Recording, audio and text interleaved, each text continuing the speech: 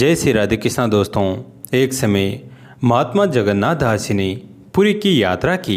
उन दिनों आजकल किसी सवारियों का प्रबंध नहीं था। वो व्रत थे। किसी तरह गिरते पड़ते चलते फिरते किसी तरह वह पुरी पहुँचे। जलवायु बदला, भोजन का भी ठीक प्रबंध नहीं हो सका। अजीर्ण रोग ने आ घेरा। जहाँ तक हो सका सावधानी करते रहे, पर साधु का कौन ठोर ठिकाना। जो मिला उसे उधर पूर्ति कर ली। जिसने आदर सहित बुलाया उसी की भिक्षा ग्रहण कर ली। कभी मंदिर से प्रसाद पा लिया। कुछ दिन पीछे ही उनको दस्त लगने लगे। जब तक साधारण स्थिति रही सहन करते रहे। बाद में रोग बढ़ जाने पर समुद्र के किनारे चले गए और वहीं एकांत में पड़े रहे। दस्त में कमजोरी आती है। बूढ़े थे, बेहोश हो गए। कपड़ों में ही मलमूत्र करने लगे। मक्खियाँ भिनकने लगी। जो आता दूर से ही देखकर लौट जाता। कोई पूछने वाला नहीं था कि यह मरने वाला कौन है, कहाँ से आया है, इसको औषधि की भी आवश्यकता है या नहीं। महात्मा जगन्नाथ दास जी की ऐसी दशा देखकर प्रभु जगन्नाथ को दया आई। प्रभु जगन्नाथ 10 वर्ष के बालक का रूप धारण कर अपने भक्त के समीप पहुँचे। उसके कपड़े बदले, उनको अपने कर कमलों से शौच कराया। मल मूत्र के वस्त्रों को ले जाकर समुद्र में धोया, धूप में सुखाया। जब तक वह कपड़े भी खराब हो गए, अब इन्हें फिर बदला और धोया सुखाया। कई दिन व्यतीत हो गए। जगन्नाथ दास को कुछ खबर नहीं कि मेरी सेवा कौन कर रहा है। जगन्नाथ जी को कुछ होश आया। आँख खोली तो देखा एक बालक सब तरह की सेवा कर रहा है। उठने पर बोलने की सामर्थ्य नहीं थी। चुप रह गए। मन ही मन में उसकी प्रशंसा करने लगे और उसे धन्यवाद देने लगे। 2-3 दिन और ऐसे ही कटे। अब शरीर में कुछ बल आया। महात्मा जगन्नाथ दास जी उठे, सहारे से घिसटते जल तक पहुँचे। स्नान किया। शुद्ध धुले हुए वस्त्र जो लड़के ने पहले से ही तैयार कर रखे थे बदले। भोजन और नित्य कर्म के सामर्थ्य नहीं रही।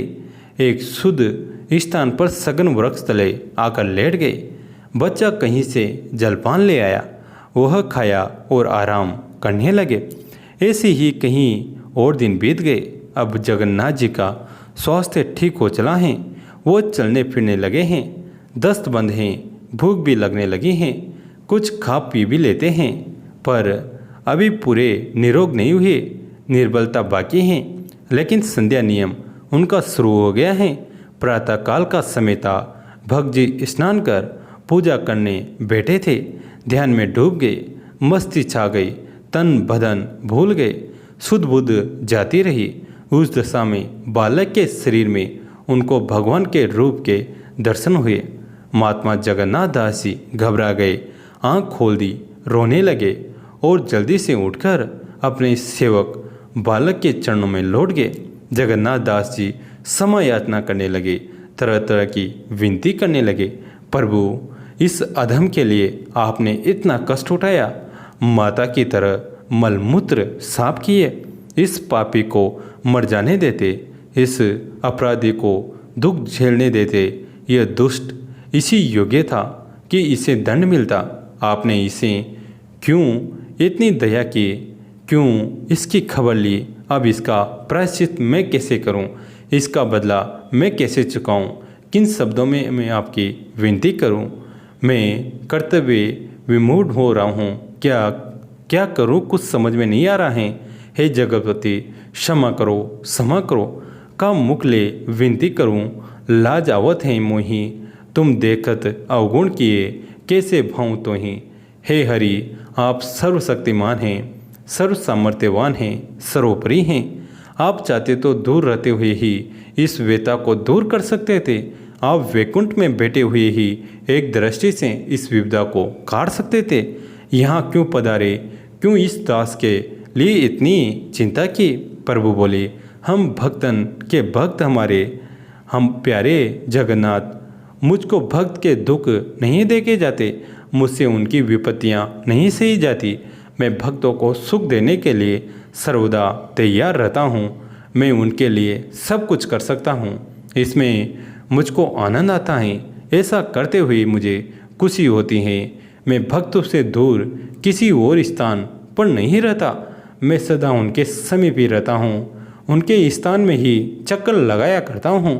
तेरा कष्ट मुझसे सहन नहीं हो सका, मैंने प्रकट हो तुझे आराम पहुँचाने की कोशिश की। इसमें कोई बड़ा काम मैंने नहीं किया, केवल अपने कर्तव्य का पालन किया है। भगवान ने आगे कहा, प्रेम सब कुछ करा लेता है, तो मुझे प्यारा है, इसलिए मैंने ऐसा किया है। इसके लिए तू किसी प्रकार की चिंता मत कर, हृदय में शोभित मत हो। हाँ, एक बात जो तूने कही कि वहाँ बैठे हुए ही इस रोग को दूर कर सकते थे, सो हे भ्राता, ये मेरे अधिकार से बाहर की बात है। प्रारब्ध का भोग अवश्य भोगना पड़ता है, कर्म बिना भोग्य नहीं करता, ये प्रकृति का नियम है। मैं इसमें कुछ नहीं कर सकता।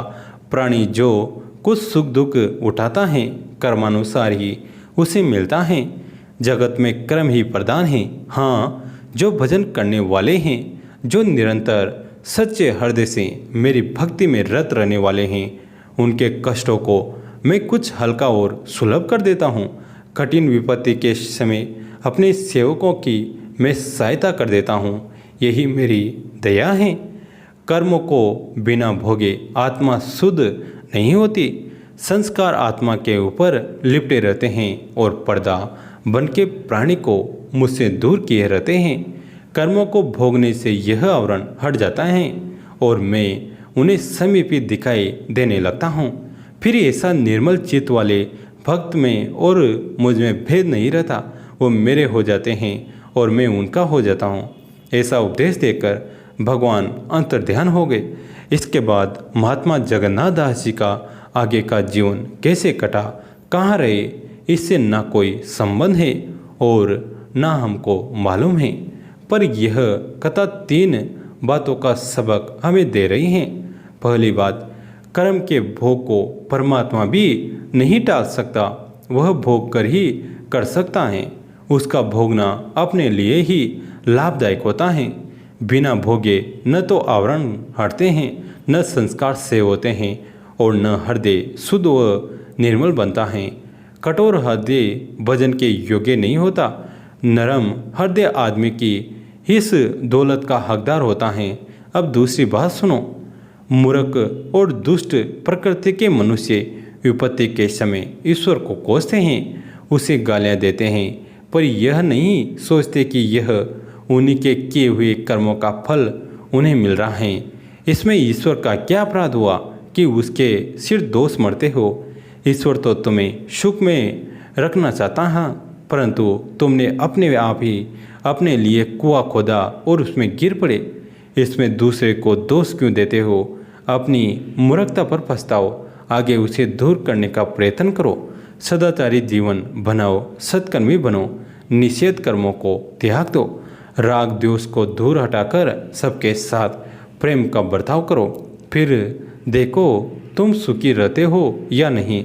अब तीसरी बात, ऐसी बातें कहीं तार्किक कहने लगते हैं कि जब कर्म का फल हमें भोगना ही है तो भजन से क्या लाभ, क्यों भजन और पूजा से समय नष्ट करें, वर्ता क्यों परिश्रम उठाएं, ईश्वर हमें क्या दे देगा, हम जैसा करेंगे वैसा भोगेंगे। इसका समाधान भी इस कथा में हुआ है। वह यह है कि भोग तो आएगा और वह भोगने से ही कटेगा, पर जो भजन करने वाले हैं, भगवान के सच्चे भक्तों में हैं और साथ ही शुद्ध चरित्र और कोमल स्वभाव हैं, उन्हें कठिन विपत्ति के समय एक गुप्त सहायता ऐसी मिलती है जिससे वह कष्ट तीव्र और भारी न रह के सूक्ष्म और हल्का हो जाता है। उस मनुष्य के अंदर एक ऐसी शक्ति का संचालन रहता है कि जो उसे शांत और प्रसन्न रहती हैं। इस आनंद में कठिनाई आती हैं और चली जाती हैं, उसे कोई विशेष अनुभव भी नहीं होने पाता। बस इतना ही भजन का प्रताप है और भजन करने वाले को साधारण लोगों में ही यही भेद हैं। जय जय श्री राधे। दोस्तों कैसी लगी है कहानी कमेंट करके ज़रूर बताएं। वीडियो को लाइक करें, चैनल को सब्सक्राइब करें, घंटी के बटन को दबाकर ऑल पर क्लिक करें। दोस्तों इस कहानी को अपने दोस्तों के साथ, फैमिली के साथ शेयर जरूर करें। कहानी अंत तक सुनने के लिए आप सभी का तहे दिल से धन्यवाद।